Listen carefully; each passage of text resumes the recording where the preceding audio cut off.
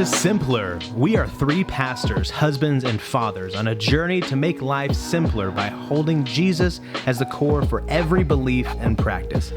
This journey has shaped us to be more like Christ, freed us from the shame of failure, and encouraged us to a deeper love of our Lord and God. We invite you to join us in the discussions that have shaped and continue to shape our lives. So we got that Blackstone. Yeah, man, you liking it? Yeah, I love it. Yeah. So Aiden has been cooking on it more than anybody. He does That's meal, awesome. He does meal prep. Mm-hmm. So he's kind of like taking ownership of it in terms of like Yeah. he cleans it and takes care Is of he it. trying to pack on some weight or what? Just just he's be been doing healthy? that last year. Yeah, it's cheaper and it's healthier. Mm-hmm. But Grayson wanted to cook on it a couple weeks ago, and I was kind of sickly, and he was like, "How do I clean this?" And I was like, "Ask Aiden." And I was like, I didn't want to have to go out and do it. And so Aiden told him, I'm sure as Aiden's playing like a game or something, he's telling Grayson how to do it. And Grayson's not great at listening anyways. So I think Grayson does everything except for he didn't turn the propane off. Oh. And so we went back out to use Empty it tank? again, and it's empty. Yeah. So, which is not crazy expensive, but you're just like, Yeah, it's just Yeah. just you a know, waste. Yeah. We use it especially because the kitchen's being remodeled right now. We'll use it for young adults and if we have people over or whatever.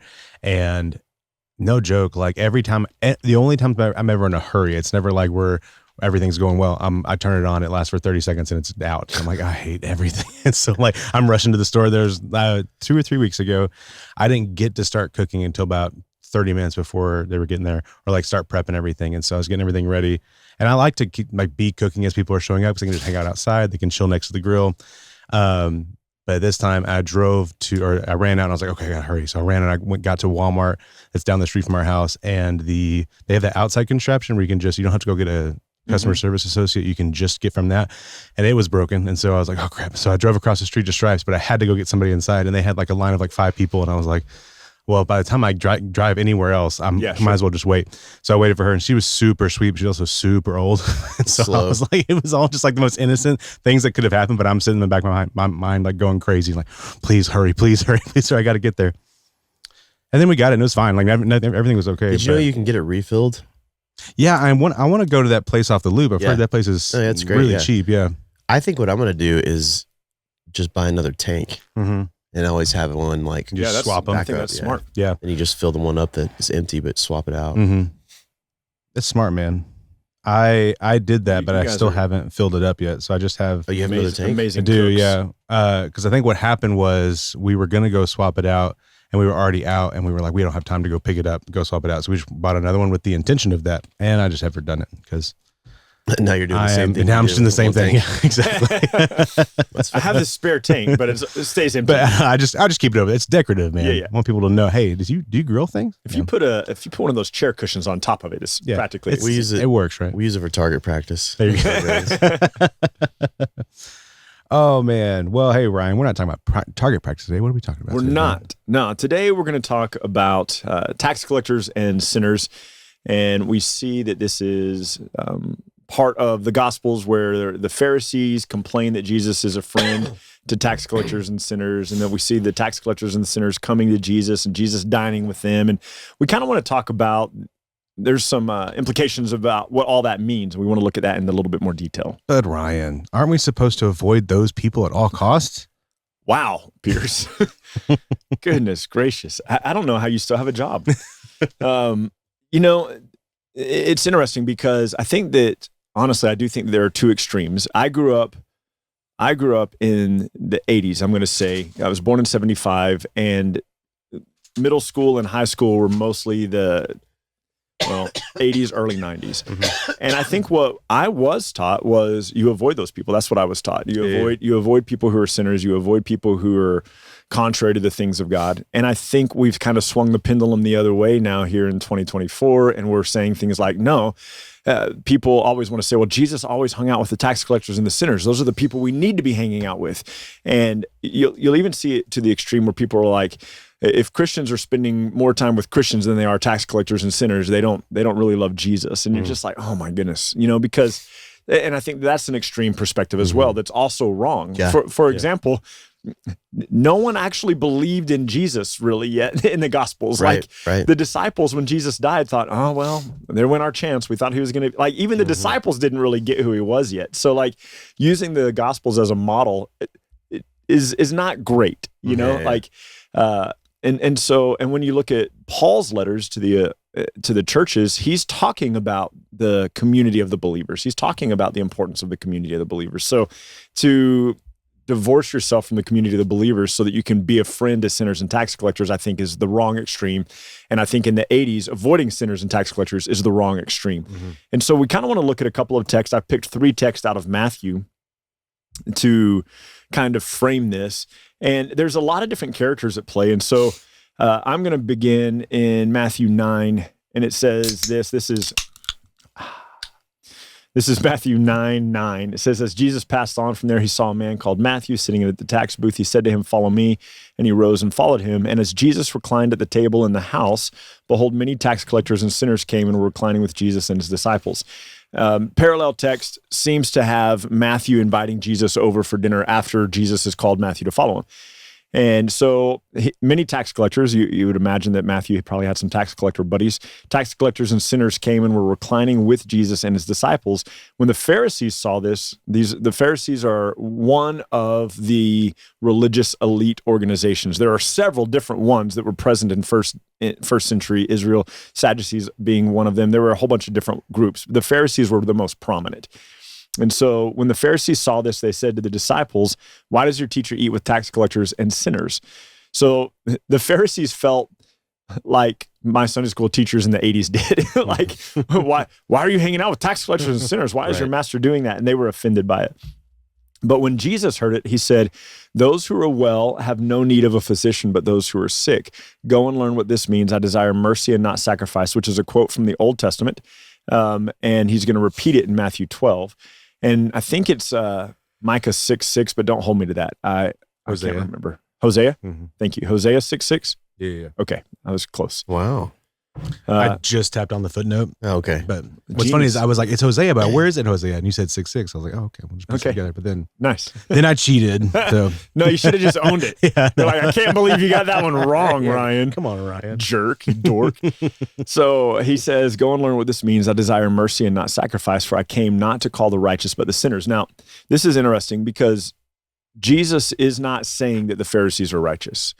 And this is, I'd love to talk about this at some point in a future podcast. In fact, I'm going to make a note now. But I was kind of raised to believe that anytime you see the word righteous, it means saved. Mm-hmm. And there's a lot of different uses of righteous throughout the Bible. And so there's righteous according to the law, there's righteous in your own estimation, there's righteous according to salvation. Anyway, when Jesus is addressing the Pharisees and he says, I didn't come to call the righteous, but sinners, he is addressing them according to the law. Paul will later say of himself, I was righteous according to the law.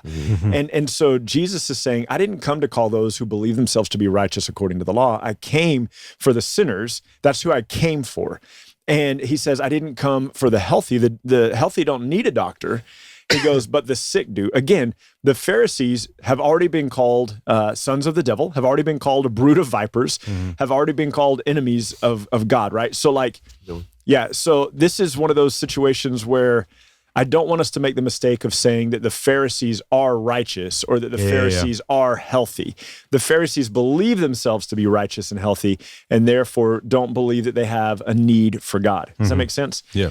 And so what's interesting about this, and this is I think the point that we miss, the tax collectors and sinners who are gathering to Jesus, what Jesus is declaring about them is that they're sick and that they're sinners, but they are aware that they're sick and that they're sinners. Yeah. These are the tax collectors and sinners who are coming to Jesus. Like there's something that they're searching out. And so do you think, just a thought real quick, do you think contextually it's because of the law? So like they think that they're sinners according to the law. I would imagine, so I'm going to say speculatively that if the religious leaders of your day are the Pharisees and they're saying, look how perfect we are according to the law. So if you go further back into Matthew 5, where he says, unless your righteousness is greater than the scribes of the Pharisees, you never see the kingdom of heaven. And so I think there's a common perception that the Pharisees are the righteous ones. Right. And the Pharisees are very discriminatory against everybody who's not like them. Yeah. So I do think that in part there's a cultural kind of viewpoint that like, yeah, we're the low ones. And we're the top of the totem pole. Have I told you that? Because it's backwards in what we say. Yeah. The bottom of the totem pole is actually the highest position. Yeah. It's the most important position. Not the highest position. Yeah, the most important position. Yeah. So that's stupid. The lowest part is the highest position. That's the dumb way to say well, it. it's because everything is built on that person or that character in the story. But anyway, so they believe themselves to be unimportant, and here's somebody who is showing them this grace and this love. But I think what we miss is that there is an attraction they have, there is a desire they have to come near to Jesus. Mm-hmm. And I think what is missed in a lot of our kind of modern, so I disagree with the 80s of avoid tax collectors and sinners.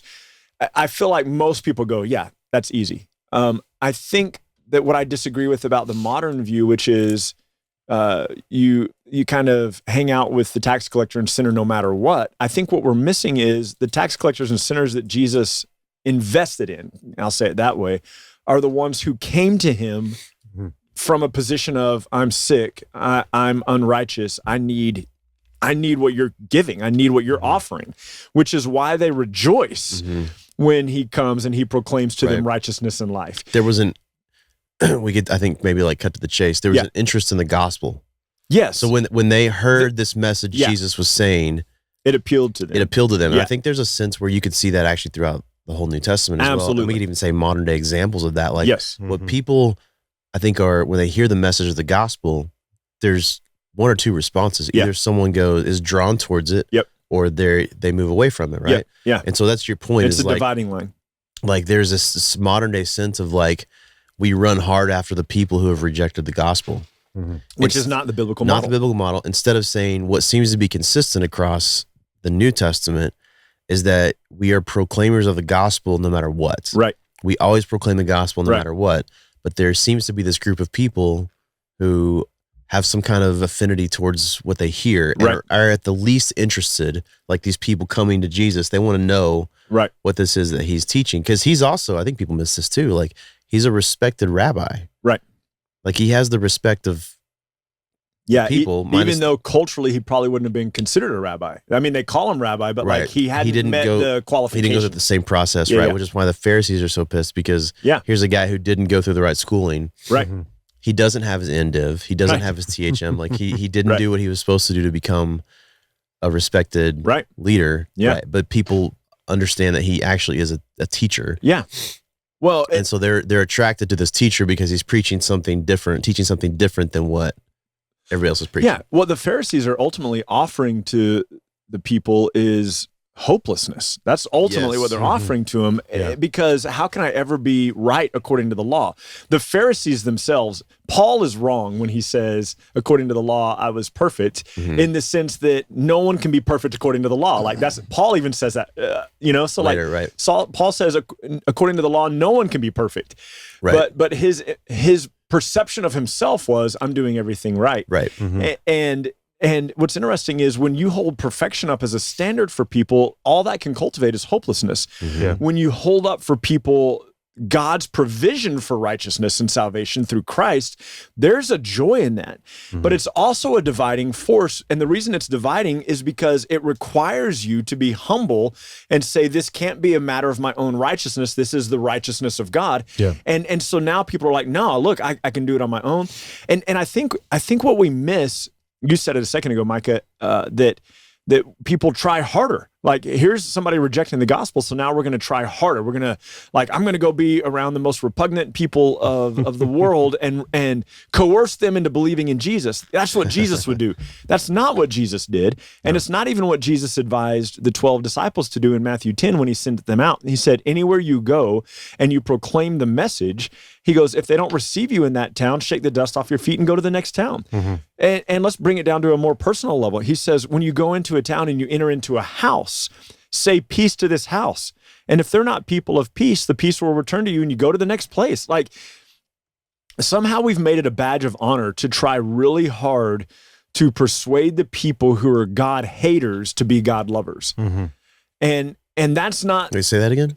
somehow we've made it a badge of honor to try really hard to persuade God haters to be God lovers. Mm.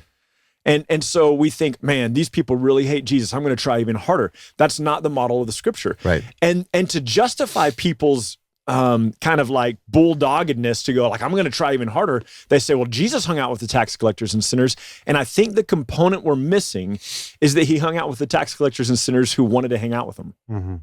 Yep. Like these were the people who, so you said before, Micah, not while we were recording, but you said before, the gospel is for everyone. Mhm. Yeah. So the gospel is for the tax collector and sinner, but the people that Jesus invested in and the people that the disciples invested in, and later Paul, the people he invested in, were not the ones who said, this guy's crazy, but were the ones who said, man, we want to hear more about this, Mhm. and who came and pulled him aside and brought him into their homes. Like, and so that's where you engage with the tax collector and sinner, Yeah. not with the ones who are flipping the finger at God or being angry, but you present the gospel to a group of people, and you don't, I think what we do is we try really hard to win people over, and I think the gospel does it itself. And so what you do is you speak the gospel to a group of people, and then where you're hanging out with the tax collectors and sinners is when a contingency of that group says, man, we want to hear more about this, and they've welcomed you into their home, and that's what Jesus is doing. Yeah. Like he's yeah, yeah. being invited into these people's homes. And maybe if there was a practical thought on like how to do that, it's across the New Testament, Jesus included, he contextualizes himself to that culture. Yes. Paul does the same thing. So this isn't Jesus acting like a quote unquote perfect according to the law Pharisee, Right. standing on a high horse telling these low worthless people who are sinners and tax Right. collectors like how awful you are, you need to come to me. Yeah. This is Jesus contextualizing himself to them. He and this is where I think you're saying there's two extremes. I think this Yeah. is where we land in the middle. Right. He eats with them, Right. which is I think people miss this. Like you can't always take one-to-one correlations from the Gospels. Mhm. This is a Jewish thing. Yes. You would go into someone's house and you would break bread, and there was a whole procedure for this. And Yeah. you were supposed to like wash your feet and wash your hands. Like there were all these things you're supposed to do. The head of the house was supposed to be the one that broke the bread and gave thanks for the food. Like there's all these things. So this was a Jewish cultural thing that Jesus like broke the standard of quote unquote Jewish righteousness according to the law by having a meal with people that were unclean Mhm. according to the law, right? Yeah. But for the sake of the gospel, Paul does the same thing. I think it's what Paul says when he says, for the sake of the gospel, I've become all things to all people. Mhm. This isn't Paul saying, I'm gonna become a stripper to the strip club. Right. That's not what he means. What he means is I'm gonna do whatever it takes, and that's a bad way to say it. I'm going to contextualize myself to the culture for the sake of the gospel. Yeah. So I've So that actually he could heard win some. I've heard of which sounds crazy to me. Not like wrong, it just sounds crazy to me. About the guys who do ministry in the porn industry, Oh yeah. who do ministry in the I got sinusy stuff. Ministry in the porn industry, like what's Triple X Church, I think is what it was back in the day. Yeah. And I don't really know much about it. I don't know, No, I don't either. but like, I think that's like probably not for everybody. What I was going to say is like, Well, they're not filming pornos. no, No. but they're or also acting in them. what's that? Or acting them. I thought you Yeah. said. I thought you said they're not filming. They're acting. They're in it. acting. I was It's like, different, wait. guys. It's okay. Wait a minute. I think we're talking about two separate things. You're like, hold on, hold on. That's not what I was hold talking on. about. But yeah, to your point, like from what I understand, they'll like set up a booth at. I don't even. Do they? I guess they have like Triple X conferences. Yeah. They would So go to they those. will. They point being, they're trying to contextualize themselves to that culture, not by becoming the people that are in the Right. culture. Yeah. This is like the people I know in Southeast Asia who are believers that go reach the Muslims, and they dress like the Muslims, and they eat like the Muslims, and they participate in like cultural things like the Muslims, but they don't reject Jesus. They still Right. proclaim the gospel. So it's And they're not engaging in the worship of Allah or no, anything like no, that. it's very, so you like nothing changes about you as a believer. Yeah. You're not worshiping other gods. You're not participating in things that would be contrary to someone who Yeah. loves Jesus, but you are willing to reach those people with the gospel. So you're to whatever means it it takes. You are becoming all things to all people. Yeah. I don't think like that means I'm going to smoke weed with everybody I play disc golf with. I think that's where people just some, yeah. I just act in those movies. I don't produce them. But I think that's where people get off on this is like they think it has to look a certain way. Right. Like if I'm going to reach the sinners and the tax collectors, I have to act like the sinners and the tax collectors. And what you're saying, Ryan, is no, what Jesus did is he proclaimed this beautiful message of the truth of the gospel. And there were people amongst the sinners and tax collectors who were like, whoa, wait. So much so that a short dude climbed up in a tree so he could see and hear. And then he invited Jesus in, this wealthy dude who had everything he seemingly needed. Yep. And he recognizes there's something I don't have and I want it. And then Jesus says, this also is a son of Abraham. Yeah. Like he came because he put Zacchaeus came to faith. Right. And so he wasn't like, this is what you're saying. He wasn't like every sinner and tax collector, hey, let's all have a meal. No. He didn't put a feast together and say, hey, you can only come if you're a sinner and tax collector. And those places where they tried to put him to death or whatever, like he departed from there. And I think we've had this mindset as Christians that has swung the pendulum the other way from the 80s where you're like, don't hang out with the sinners, to hang out with the sinners all the time. But Jesus in a public setting was still Jesus. But when he was invited into private settings, this is different than him in the public setting. So he's declared the gospel and then he's brought into a public setting. So this is like Paul coming to Lydia or Lydda, whatever her name was, and she's washing clothes down by the river, and he comes and he proclaims the gospel to these women who are working down by the river. And then she invites him and his traveling companions into her house. Which is a van. Down by the river. But you know what I mean? Like, so this is where the growth of this woman takes place, and this is where the maturity of this woman takes place. And it's what is it? It's Luke 7. So one of the Pharisees asked Jesus to come and eat at his house, and he's going there, he's hanging out there, and a woman comes in, standing behind Jesus, weeping. She began to wet his feet with her tears, wiped them with her head, kissed his feet, and anointed them. And the Pharisee invited him, said to himself, he goes, if this man were really a prophet, he would know who and what sort of woman who is touching him, for she's a sinner. So here's a Pharisee trying to entrap Jesus. He sees this situation. He's like, if Jesus really was a prophet, he'd know that this woman was a sinner. And Jesus, knowing in his heart this inner dialogue that Simon the Pharisee is having, says, hey, let me ask you a story. And he tells him a story of two money debtors, people who owed money. And he said, one was forgiven a great debt, one was forgiven a small debt. Who will love the master most? And he says, the one that was forgiven a great debt. He goes, you're right. This woman, whose sins are many, she came in, she anointed my feet, she washed my feet, she kissed my feet. You didn't greet me with a kiss when I came into your house. You didn't wash my feet. Her sins for many are forgiven. For the one who's been forgiven much loves much. Now, again, this goes back to the perspective. This is a woman who believes herself guilty. Simon is a Pharisee who does not believe himself guilty. Yeah. And so he doesn't love Jesus very much because he doesn't have a need for Jesus. This woman loves Jesus much because she what? Has a need for Jesus. And I think that that's what we miss about the sinners and the tax collectors. Jesus isn't engaging with, he's presenting the gospel to a large group, but the people he's engaging with like this are the people who have recognized that they are in need of Jesus. Yeah. And so it's a completely different thing than to say, oh, just hang out with sinners and tax collectors.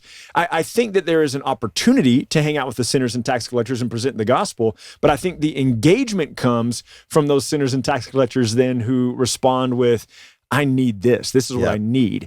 And so it's a response to the gospel. Yeah, and it has to be about the gospel. Absolutely. And I think even the people around Jesus who didn't catch the gospel still had, that's what they were attracted to, is that the message Jesus was proclaiming was different than the message of righteousness according to the law that the Pharisees and teachers were teaching at that time. So, because there was a hopelessness in the law. Yeah. Yeah. So your point is, because they actually believed themselves to be guilty and sinful, they realized here's a means by which I can be righteous. And even if they didn't understand that yet, like I think that's what was drawing them in. Yeah. Which I think the point to stand on is that the gospel is the power of God for salvation for all who believe. Yeah. And we have to, for the Jew first. That has to be enough. So I think we can't, our mindset can't be like, I'm going to go reach these wicked people. So I've got to do my best to like convince them. Yeah. Contextualize to the culture the best you can. Yeah. But like the gospel still is at the core of it, right? So like the people I know in Southeast Asia who are reaching the Muslims, I could go to those people dressed like this and I might not be welcomed in the same way because I'm not dressed like a Muslim. Yeah. Shorts and a t-shirt. Right. Sure. They're going to think I'm an American. They're going to be really suspicious of me. They're going to think I'm a spy, something like that. So they're going to be like, but I could proclaim the gospel and it has the same power because the power's in the gospel. It might not have the same reception initially because the people who are there and have contextualized have like broken through a barrier, broken through a wall of like cultural connection that allows it probably to be an easier conversation. Sure. But still, the power is in the gospel. So I think we can't worry about that. No, you know, like no. It's the people who, this is what you're saying, Ryan. There's people who are like, to reach the quote unquote sinners and tax collectors, I've got to be this kind of person. Yeah. And I don't think that's the case. I think you can, Pierce, you were in the like the metal world for a long time. And I think that you guys did a good job of like being part of the culture. Yeah. Even your music is good part of the culture, right? Yeah. But you were very clear about what you were about. Absolutely. You would, on stage, you would talk about Jesus. Your songs, you would talk about Jesus. So like there's this sense of like you were doing your best to contextualize to the culture. Absolutely. But you weren't saying like, we're going to make our songs very vulgar so we fit absolutely how everybody else. You see what I'm saying? There's a difference. If you looked at us in the venue, having conversations, meeting people, we didn't stick out like a sore thumb. Like we looked like the people around us. We were hanging out with the people around us. We didn't allow appearances or whatever to hinder building those relationships, but we also didn't allow that to shape our actions. We weren't the ones going back to the bus to drink, smoke, what have you, like whatever. We weren't partaking in the quote unquote debauchery of that scene, but we were actively a part of it and proclaiming the gospel in the midst of it. Yeah. You were becoming all things to all people. And I imagine the conversations you had were because there were some people who were interested when they heard you, like, hey, I heard you talk about Jesus. Can we talk about that? Absolutely. Interested. Hey, can I flip it for a second? Yeah. From that, like, it's interesting to me that, and I don't know why we don't talk about this very much, but like Jesus also tried to reach the Pharisees. Yeah. Well, what I mean is not that he came for but what I mean is he ate with the Pharisees. Yes. He had a conversation with and there were Nicodemus. There were that's what I was thinking of. Yeah, like Pharisees who believed. So I know he didn't come for what he's saying is I didn't come for the righteous, meaning like he came to save the lost, right? And these people didn't think they were lost, but I don't think it meant that he wasn't proclaiming the gospel to the Pharisees as well. Yeah, I think that we don't talk about that much. Like if Billy Graham's foundation is correct, and I'm sure they are, that we're probably saying like less than 50% of people who are in even evangelical churches haven't put faith in Jesus. I think there has to be a sense where we actually view the church as a place, like the organizations of the church as a place that we also need to be reaching people with the gospel. This is I think this is the conversation Jesus is having with the Pharisees, right? It's like, so I think there's a sense too where we have to be aware that it cannot just be people who are blatantly lost. It also has to be people who think that they're righteous because they are living according to a certain standard of moralism. And we have to consider those people as just as much in need of the gospel as people who are blatantly lost. You see what I'm saying? Absolutely. I don't think we can separate the two, but we're very much more comfortable now talking about the blatantly lost people than we are about reaching people within the organization. The religious organization. Yes. Yeah. It's a mindset shift to where exactly what you guys said towards the beginning of like everything's about the gospel. And so if we are allowing the truth of the gospel and the intentionality to come from the midst of that, we're going to treat every relationship like that. And so I think that we're going to treat the people who we know are saved, we're going to encourage them and love them and build them up from the core, where the gospel's core in the midst of that. When we're interacting with somebody who maybe proclaims Jesus, but we're seeing some faultiness in their beliefs, or we're questioning kind of maybe what your faith lies in, because the gospel is core for us, we're being intentional with that relationship to point them to the gospel. And then the same thing with the blatantly lost, with the blatantly lost, the gospel is at the core of that as well. And so if we don't for a moment in the midst of hanging out with sinners and tax collectors, whatever side you're on, we don't allow our reputation or our comfortability to be the center or the core of our driving force, but rather we're allowing the gospel to be that.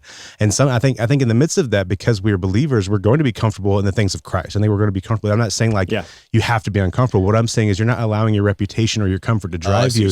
You're allowing the gospel to drive you. I am wondering, I just sparked this thought, if maybe we should lean into our comfortabilities a little more. What I mean by that is not, I see what you're saying. Like there are people that are going to be more comfortable having a gospel conversation with quote unquote church people than they are not, right? Yeah. I think I'm okay in both environments, but I think I'm fine having a conversation with someone who's blatantly lost. That's what, like, I'm wondering if it, like, I was comfortable in the hardcore scene. Yeah. You and I don't mind that we've been part of that, right? No. So I think that there's a sense where, like, we could lean into that comfortability. Yeah, I see what you're saying. And I agree with you, not worried about our reputation, but like, where the gospel's the driving force, but my personality, my tendencies or whatever, I'm comfortable in this environment. Right. Let me go bring the gospel to this environment. Yeah. I don't show up at a disc golf tournament and people are like, hey, you're a Christian. Well, maybe a little bit now because of the Eagles Wings thing. So more people recognize it. But like, just like, they don't look at me without knowing what I do and go, you're a Christian, right? Yeah. That takes some engagement and time. Yeah. It's not just off the cuff. I look like everybody else that plays disc golf. Yeah. And I play and talk like everybody else. Well, to some degree, like, you know what I'm saying? Like, you know the vernacular. You're a person who's skilled in that world. Yeah. So people aren't wanting to play disc golf with me or hang out with me in the disc golf world because they think, oh, this is a guy who's a Christian, right? It's so that's what I mean is I'm comfortable in that environment. Yeah. So I should lean into that some. I think that there 100%. I think there are people who, and then maybe this is why I'm trying to point this out. I think that there's people who have grown up in church, who are believers, who are very uncomfortable with having conversations with people outside the church. And maybe you should just start with considering how many people inside the church organization are probably not believers. Yeah. And why don't you make that your heart and goal is to reach the quote unquote righteous, like what Jesus is saying, with the gospel in the same way Jesus would eat with the Pharisees. Yeah. I do think that there seems to be a different emphasis in his eating with the Pharisees and his eating with the sinners. Like, it seems there's a different motive in some cases. Yeah, I was gonna say, I think it's like situational, right? Yeah. And he's definitely more snarky. I mean, with Nicodemus, he kind of just lays it out for him. Yeah. So, and this is a theory. So you have Simon the Pharisee that invites Jesus to this meal at the beginning of Luke, and he criticizes Jesus for this woman who's washing his feet. At the end of Luke, Simon the leper invites Jesus in, and then Simon the leper has a different kind of response to the situation happening. And I'm wondering if it's not Simon the Pharisee who is now Simon the leper who has changed his perspective on Jesus. Oh, you think it's the same person? I think so. Really? I can't preach it because the text isn't that clear. That's interesting. But there is but there is a difference in heart of Simon the leper than Simon the Pharisee. You think that's why he knows the message of Jesus? At the end? Yeah. The Simon the leper. Interesting. Yeah.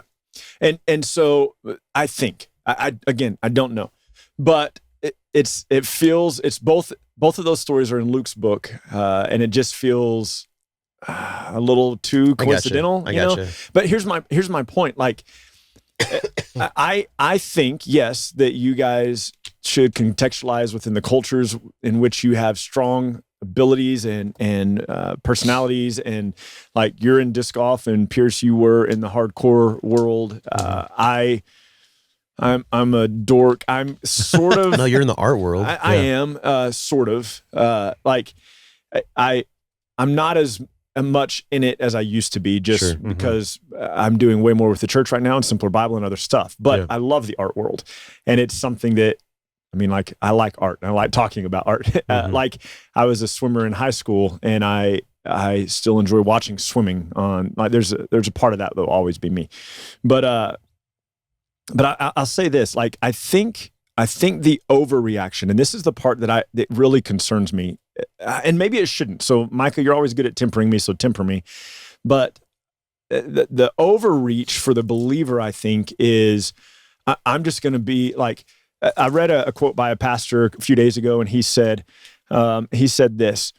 He goes, what I can say is that every single person, just kind of in general, has been invited to eat with Jesus, has been invited to eat at Jesus' table, which I think is what we said a moment ago. The gospel's for everyone.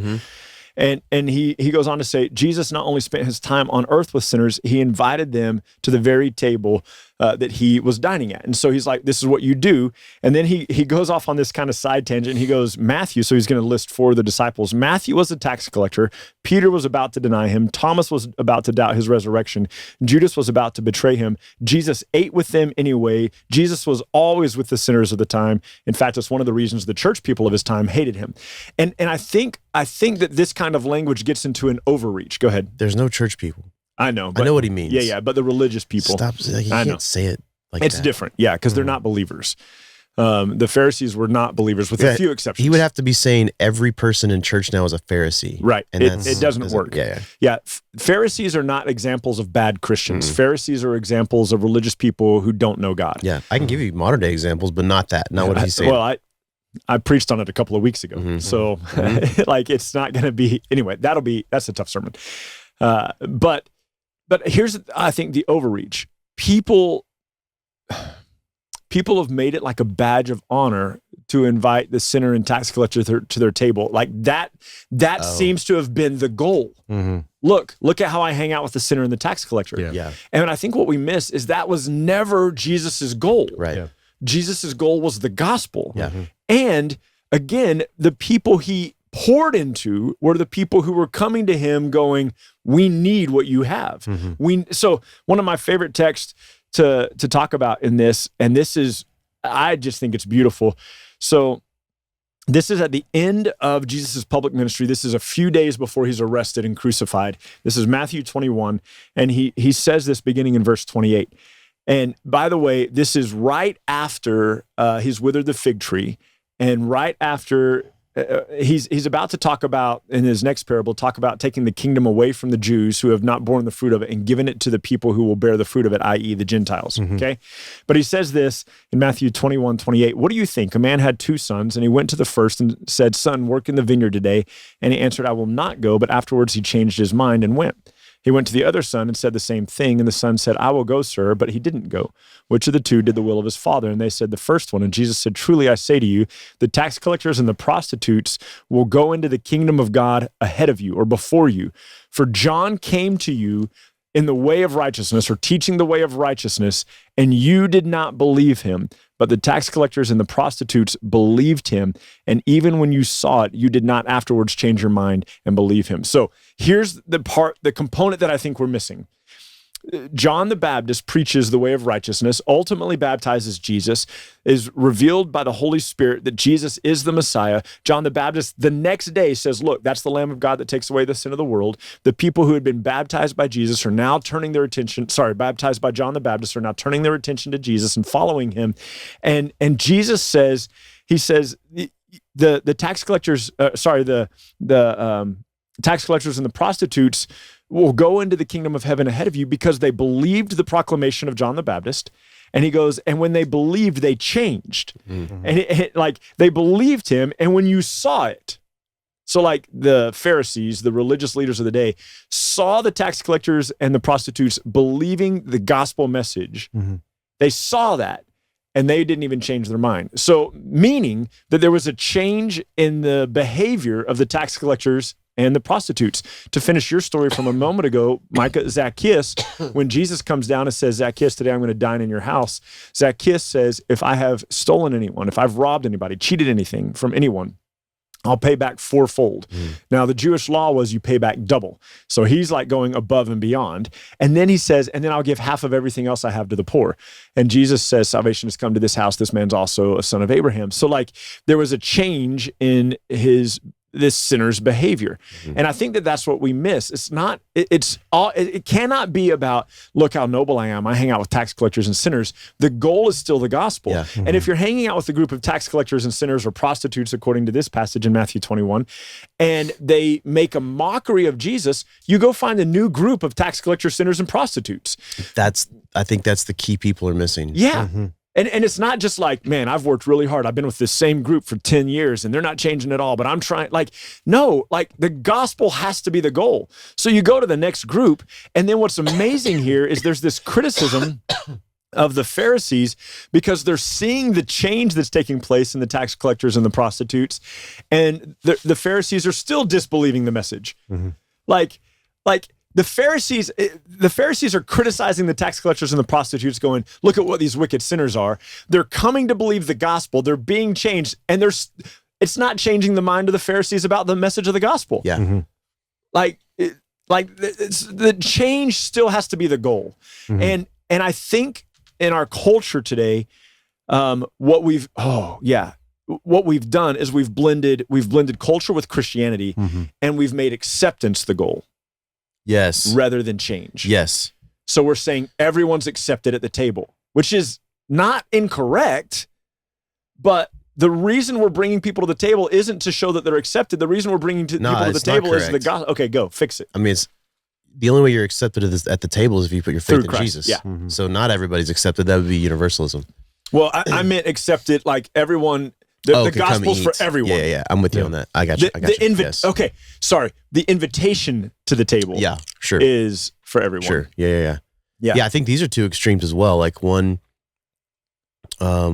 group is like, we have to accept people for who they are in culture as a means to proclaim the gospel to them. Right. So all like, things to all people first. Or I think I'm saying this in a negative way. Oh, okay. Like, I have to say I'm okay with everything about your lifestyle. Oh, gotcha. So that you will listen to me proclaim the gospel, right? Then there's another camp that's like, I don't want to have anything to do with those people, and they're not willing to share the gospel, right? So these are the two extremes. Yeah. And I think they're both stupid. Yeah, agreed. Because if the goal is the gospel, I have the same heart for someone who lives a lifestyle that I completely am uncomfortable with or disagree with.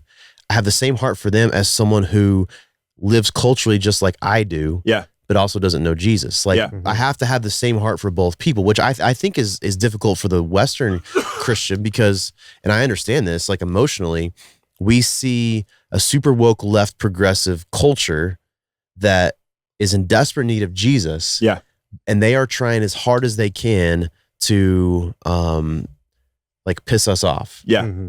It's like, it literally is a rejection of Jesus. Like what you see is an attack on Christianity, a rejection of Jesus. And understand innately, like how we want to respond is screw you people. Yeah.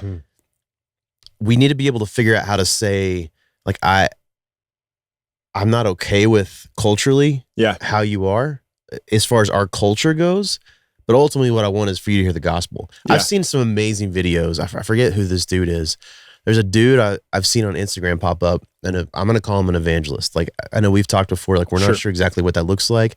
I'm going to say if there is an example, it's this kind of thing. This dude has videos. There's a video where he's talking to a Satanist, so like a Satanist convention. And this dude, the Satanist is like decked out, like goth to the extreme.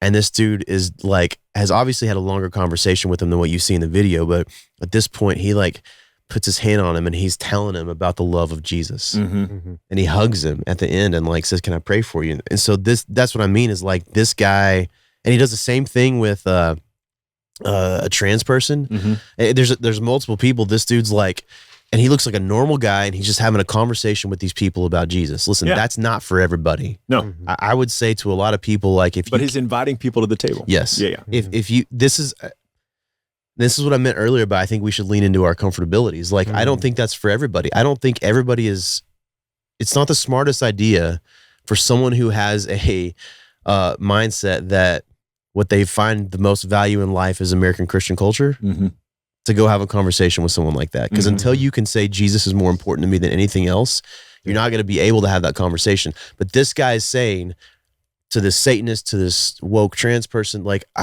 I care about you and I want you to hear the gospel. He is not by no means condoning their lifestyle. Right. He's not saying this is okay, but he's also not having that cultural conversation with them. Yeah, and he's also not there to mock them or ridicule them. No. He's there to love them with the gospel, but at the same time, like he's not having to say, hey, I'm okay with you and how you are, to be able to have that conversation. He's just talking about the gospel. That's what, here's what I feel like.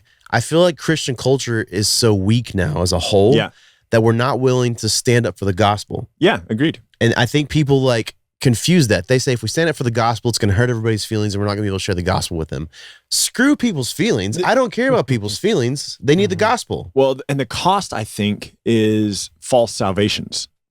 So if you're going to say, you know, look, I got to be really careful how I handle this. I want to make sure everybody feels comfortable with it. Then you end up giving people a false Jesus. No, you're right. You're right. And then they believe they're saved, but they're not It's Andy Stanley. Yeah, because you've given them a false gospel. Oops. You know what I mean? You've given them a false gospel. Yeah, because you're so concerned about them like having a life change in terms of like you want them to move out of that lifestyle. Which is why there are pastors who apparently don't have any qualms about standing in front of their audience and saying, look, even if you don't believe all this fully, just say these words so you can be saved. And that's not the gospel. Right. And so the Spirit in us changes us, conforms us to the likeness of Christ. Which is what you see when like you're talking about the changes in these people. It's not that Zacchaeus was declared righteous because he did these things, because he gave the money to the poor. Changed. He did those things because his heart changed. Yeah. And so it's funny to me, we somehow expect people we don't like culturally in their lifestyle. Our expectation is that they change so that they can hear the gospel. Mm-hmm. Yeah. And that's dumb. Yeah. Right. And so like, I don't love the conversation of we need to make our churches comfortable for people from whatever lifestyle. Yeah.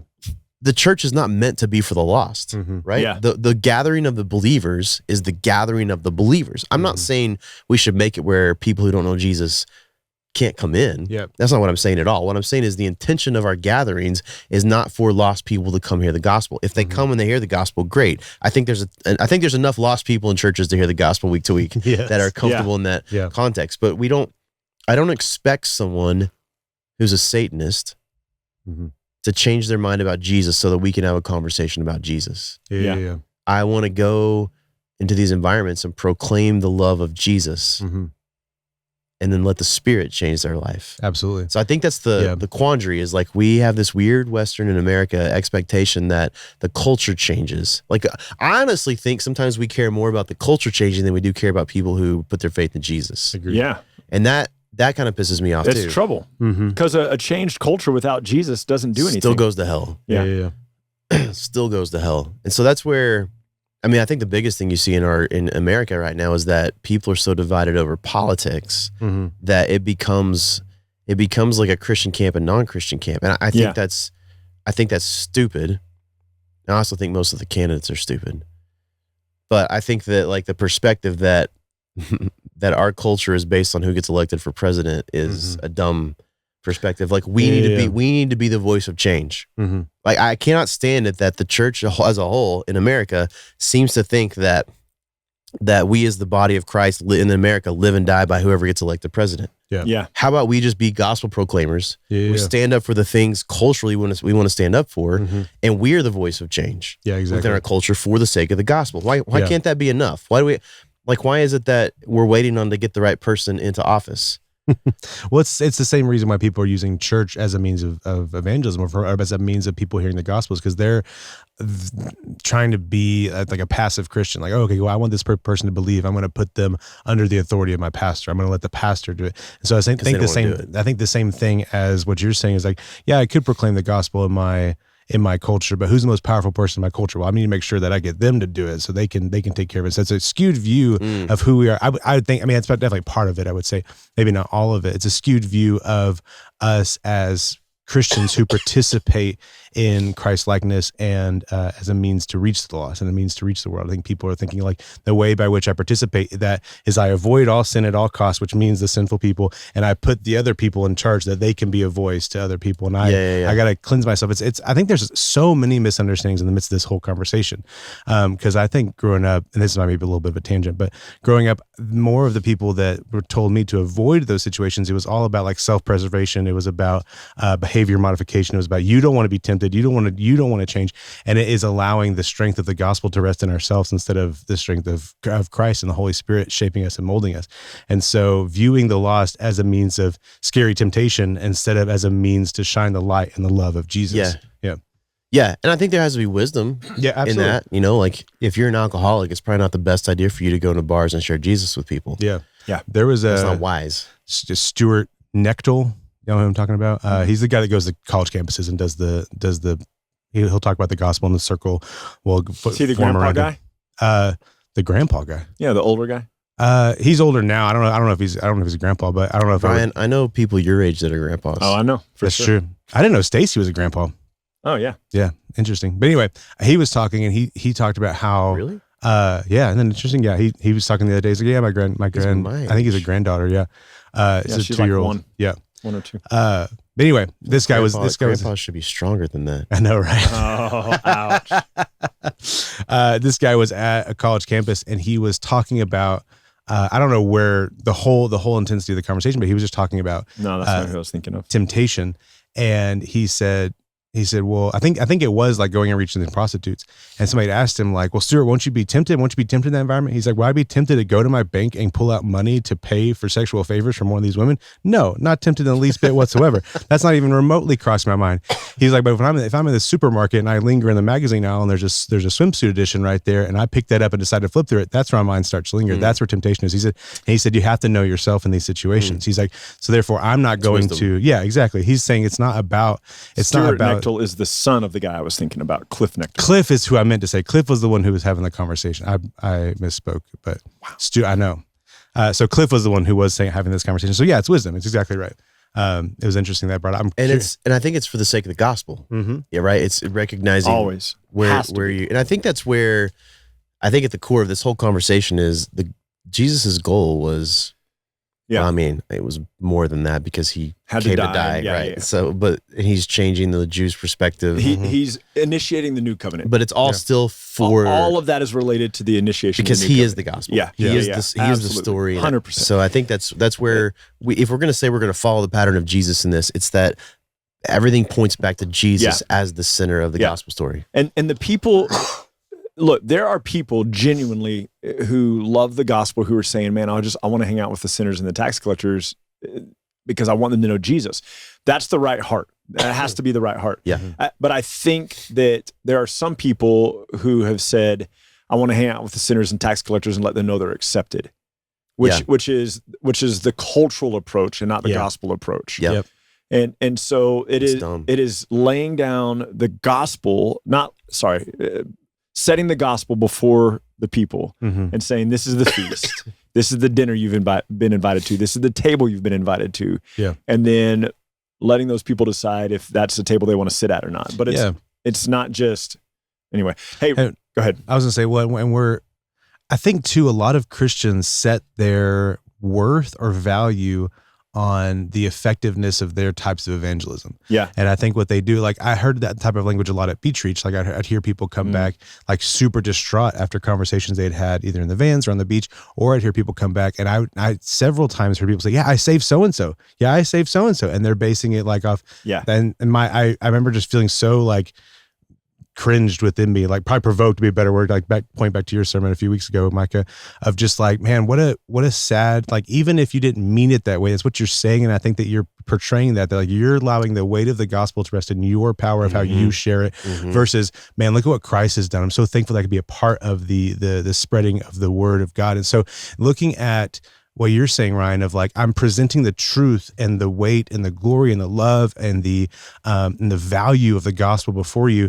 And if you don't accept it, that doesn't change the fact of who I am before God. Yeah. And that might break my heart, but I'm not going to continue this. I don't need to invite you in because you're rejecting it. You're pushing me away. I'm going to go elsewhere, and realizing who we are as people of Christ, as people of God, and not allowing the someone else's choices in the midst of the presentation of the gospel to dictate who we are. Sure. And I think that's why, going back to the beginning of it, we make so much about, I have to convince people. I think a lot of people think that their value as a servant of God or their value to the kingdom rests on how they convince people. And maybe that's why people flee away from even trying, like even having the gospel conversations, is because maybe they're scared of failure. I don't know. Well, some of them are hard hearts.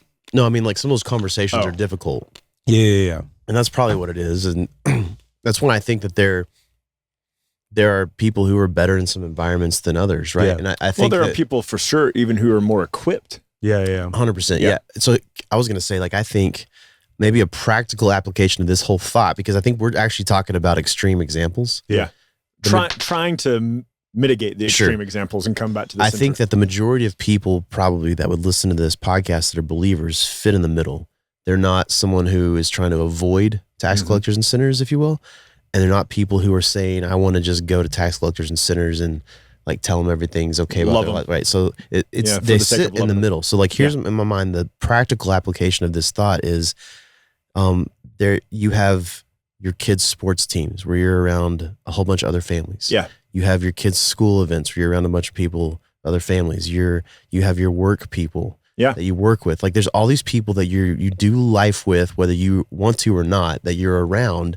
What if your perspective in those environments was, I'm here because of the gospel. Right. And they're going to say, well, no, I'm here because we're playing baseball. Oh, I get that. But like it's an opportunity for the gospel. You play baseball because you like baseball. But in the midst of that, you have been provided a venue for the gospel. So if our entire mindset was whatever venue of life I'm in, I do it for the gospel. Like I don't know. I probably shouldn't have said this, but when I talked about how, like I saw Ryan talking about Jesus with the dealer one time at a casino, like that's a venue. Yeah. Right. And people are really going to struggle. I think what I said was if you're more bothered by the casino thing than the gospel, you need to check your priorities. Right. Right. So maybe that wasn't the wisest thing to say in a certain environment, but I think I only feel that because I know that there could be a lot of backlash because of people's cultural perspective of that. But I think it's a valid point, and maybe it's extreme enough that it causes people to check their heart. Like, are they more bothered by the casino thing than they are by the fact that you got to talk to someone about Jesus? Right.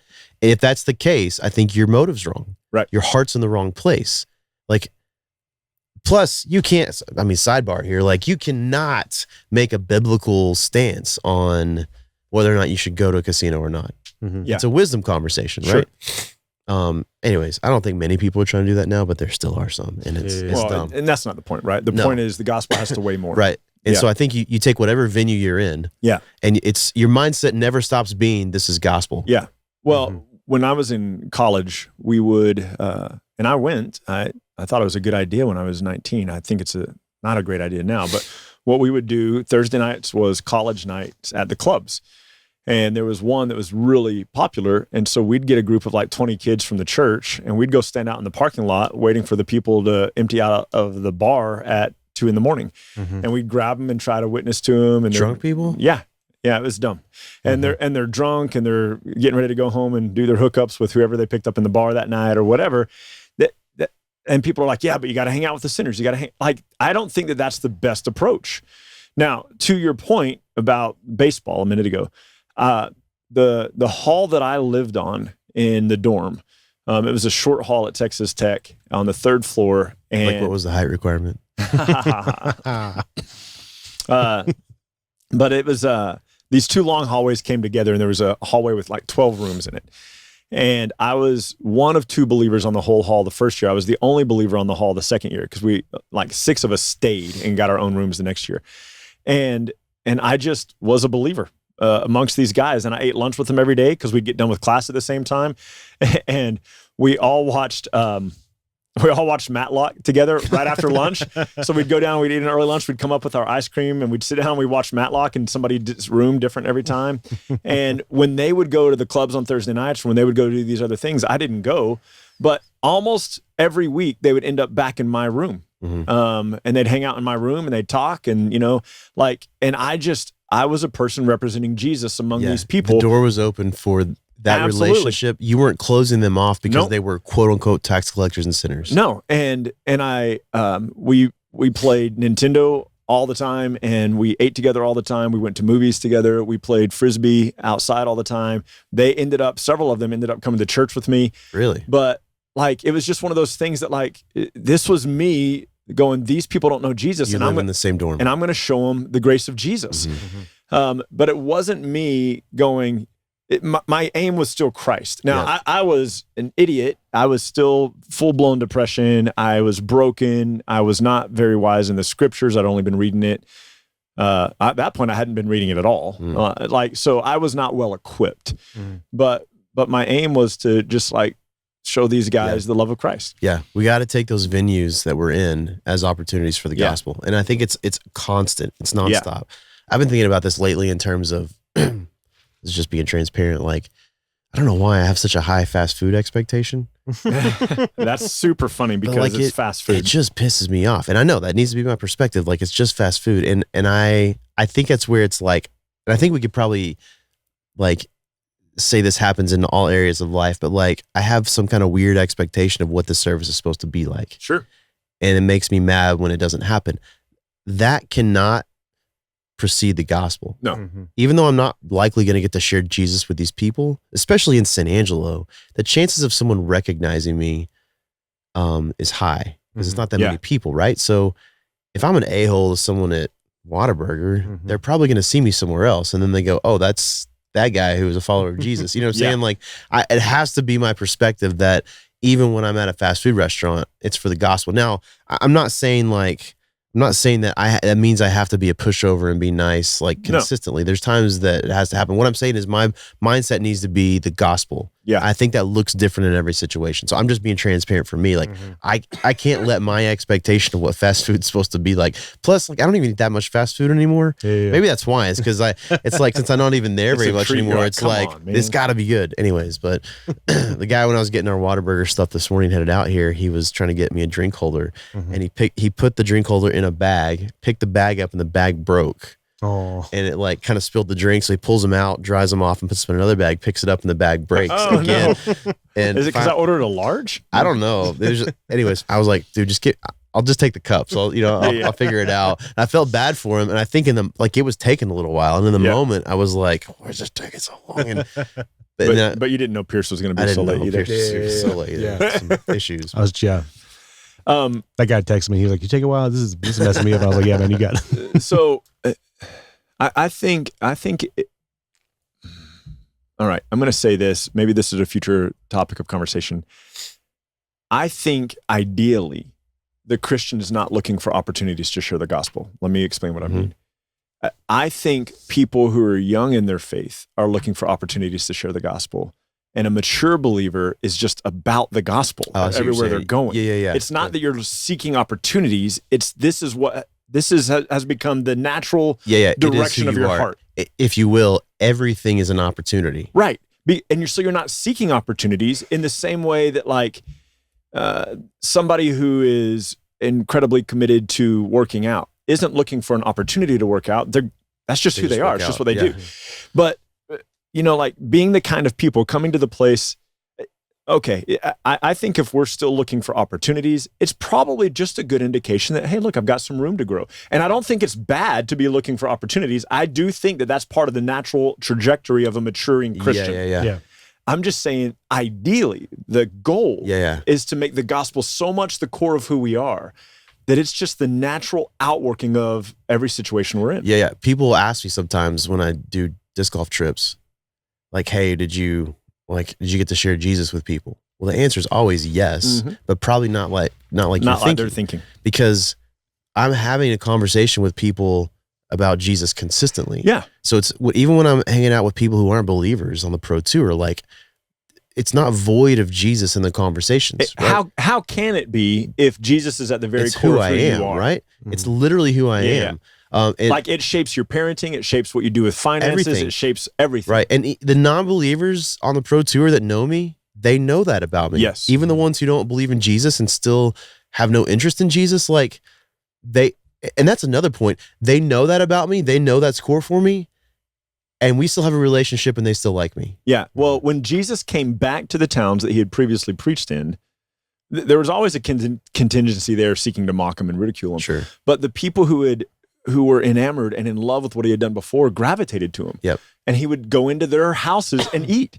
And I think that that's what we're missing with the tax collector sinner. Here we go. Ready? Yeah. The gospel's perspective that everything's about the gospel, it allows us to love people correctly. Yeah. I think that has to be it. So I think we flip it. It's not love if it's not according to the gospel. I think yes. Yeah. And I think we tend to flip it and we tend to go, I'm going to try to love you for this, like, so that I can share the gospel with you. Instead of saying the goal is the gospel, Yeah. which allows me to see past people's facade Yeah. and see them as souls. Yeah. And that changes how I interact with people. Like Yeah. I can, there's this show I like to watch on Netflix called Barbecue Showdown. What'd you say episodes ago? Like, is it in your 40s? Like you either learn history of war or Civil War or barbecue. You have to gravitate towards one of I've them. leaned heavy into the barbecue thing. I know you have. man. You have It's two really oh, nice it's like- grills now. I'm like, anyways, but the newest season that's out right now, I haven't figured out what mine's going to be, and I'm almost 50, so I need to get on it. There's a lady named Sloan from Texas on the newest season. And like you see her and you're like, oh, that's obviously a lesbian. Like she's not even high. Like it's, and she's amazing at barbecue and she seems like an awesome person. And like I would love to hang out with Sloan. Heck yeah. She's an older lady. She talks about her wife. Here's my point. I could be so offended by her lifestyle that I don't see her as a person. Right. I'm not saying I'm okay with that. Right. Like culturally, I don't think that's the best way for her to live. Right. Right. But if I'm so bothered by her lifestyle that I don't see her through the lens of the gospel, I'm going to miss that chance. Now, here's the reality. If I got to hang out with Sloan, we would talk about barbecue and I would try to glean from her all the things I can about barbecue. Like she's really good. Like I want to learn everything I can from her. I'm not coming in guns blazing and being like, hey, can I tell you about Jesus? Right. I'm just Micah and she's Sloan and we're going to talk and have a conversation. And to your point, because Jesus is core for my life as a maturing Christian, there's going to be a point when we have some kind of conversation about that. And it doesn't mean I'm going to unavoidable. It doesn't mean I'm going to lay out the Roman road for her. No. But I guarantee I'm going to be able to like quickly say, man, this is why Jesus is such a big deal to me. Yeah. There's going to be something like that could even be a one-liner. I think I've shared this before, but there was a guy I picked up last year on the way to Disc Golf World Championships. Just happened to be on the same plane as me. We get to Vermont and he's like, hey dude, can I get a ride? It was like 45 minutes to the golf course from where the airport was. And he just showed up without a plan. He was just going to try to find someone to take him. I know. So he was like, hey, dude, so on our way we were walking, we had to walk like a mile to get the rental, which sucked.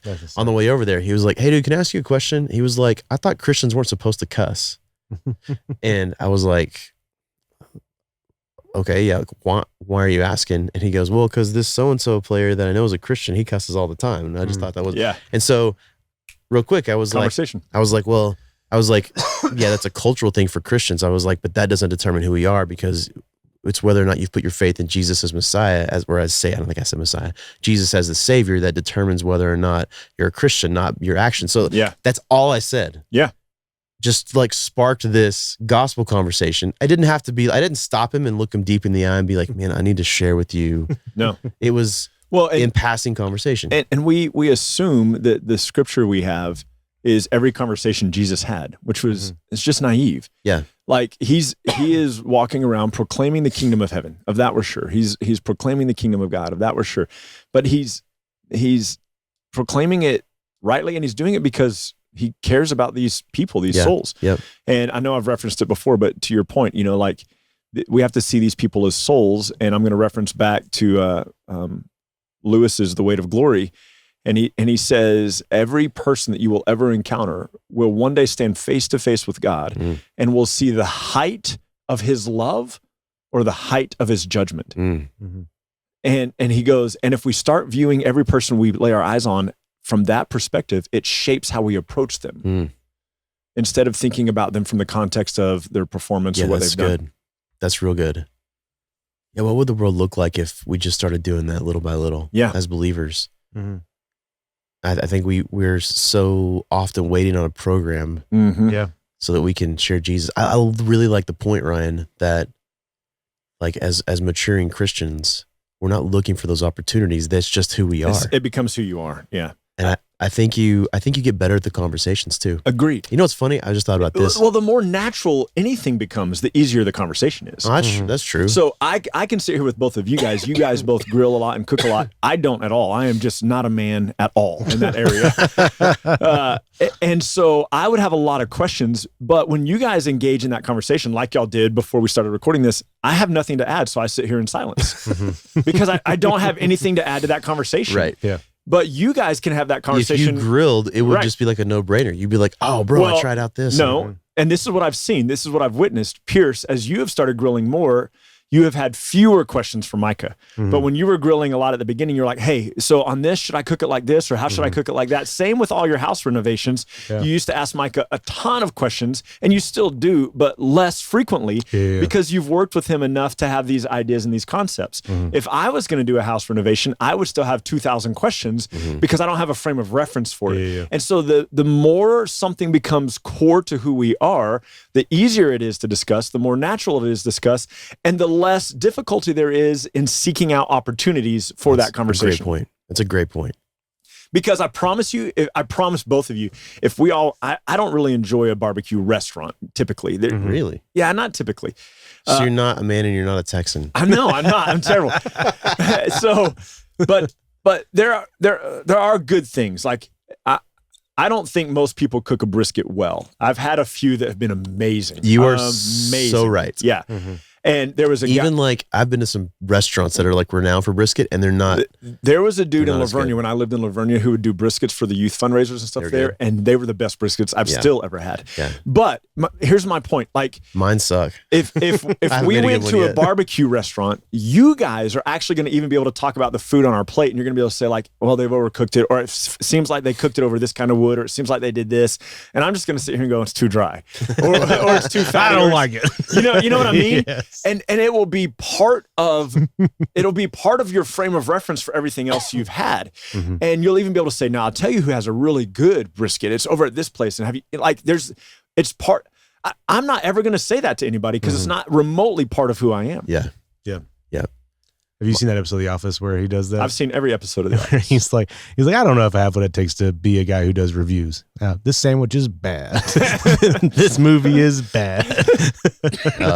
Myers in Elgin, Texas, so far is my favorite. There's been there's a few places in Austin I haven't been that are supposedly some of the best. Yeah. Like I haven't been willing to stand in line for Franklin barbecue yet, for Franklin's brisket in Austin, but Yeah. his is apparently it's one of the best. But yeah, Myers in Elgin is. I'll stop there a lot. I'll often stop there and buy a bunch because Did we go there? yeah, Okay. Yeah, it was good. because Aiden loves it. Nice. Loves That's it. right. Yeah, but that's you. Right. It shapes even how you think about where you're going to stop for lunch. Oh, 100%. Yeah. So that's my point. yeah. And as we grow in Christ, these people, like to your point, people ask you, well, did you seek opportunities to share the gospel? And you're like, no, like it's just who I am. So it comes out. You know what I am doing? I am seeking opportunities to be with people. Absolutely. That's where I think people need to focus. Yeah. Yep. I love it. Good conversation. Yeah. I was worried y'all weren't going to like this topic. So I don't. because it was too ambiguous. It was awful. Shut up. Your briskets are dry. They actually are. I still haven't nailed I've it. never tried to cook. Millie, I've only made 4 briskets so far, and it's because it's like a really expensive thing to test out. Yeah. Hey, so I need to make more. Simon is in Luke 7 and Matthew 26. Not both of them in Luke. I double checked. So Come on, dude. I know. I'm sorry. One day I'll know the Bible. I know. Do you have a simpler review for us, Micah? Engage with people for the sake of the gospel. Yeah, man. I love it. You know who else I love? Steven. We're at the Garden Audio as always. Steven makes it sound great. If you want to, we've had a lot of fun with comments and stuff like that. Go to our YouTube or wherever you're listening to us or streaming this and just say, man, Steven's the best part about this whole thing. Just to share some love with him. Wherever you're listening or watching, be sure to subscribe. Not only does it help you get notifications every single week of what's going on and what we're doing, but also boosts awareness and things like that. And so just to continue the conversations going and to continue bringing people into that, not for the sake of numbers, but just for the sake of seeing the simpler community grow, for the sake of the gospel, for the sake of community as well. I'm tagged in the show notes below. You'll see all of our personal social media pages, as well as links to things like Eagles Wings Disc Golf, Simpler Bible, Micah's personal ministry page. There's ways through all those links to get involved with what's going on. There's ways to sign up for or to subscribe and to see what's happening all throughout these different ministries, these different platforms. Thanks to the 456 as well down there, or links to the 456 as well down there. Just see what's going on, see what God is doing, see where you can get plugged in, see where you can be a part of it. Ask us any questions. Social media is the best place to reach out to us if you're interested in a topic or if you want more clarity from this episode. And hey, as always, keep Christ as core. What could be simpler than that? Catch y'all next week. Bye.